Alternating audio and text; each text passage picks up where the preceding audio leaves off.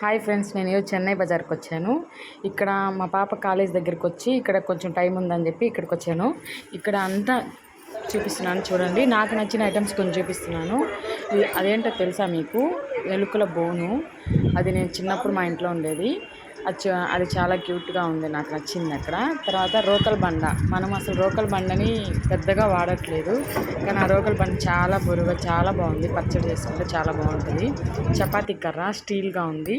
Pan తవ్వ, ఇప్పుడు దోశ పెనం పింగా అది వాడట్లేదు, ఎక్కువ ఇవే వాడుతున్నారు. చిన్నగా పచ్చడి దంచుకోవడానికి, పోపు చిన్న చిన్న పొడులు దంచుకోవడానికి చిన్ని బాండలు. అవన్నీ నాకు చాలా నచ్చాయి. ఓవరాల్గా షాప్ మొత్తం చూపిస్తున్నాను. మీరు చెన్నై బజార్కి వచ్చారా? మీరేం కొన్నారు? నాకైతే ఆ ప్లేట్ భలే నచ్చింది. కర్రీస్ అన్నీ విడివిడిగా మీడియంగా అన్నం పెట్టుకొని తింటాను, చాలా బాగుంది. అక్కడ ప్లాస్టిక్ ఐటమ్స్ అన్నీ కూడా చాలా క్వాలిటీ ఉన్నాయి. కాస్ట్ కూడా ఎక్కువ అనిపిస్తుంది.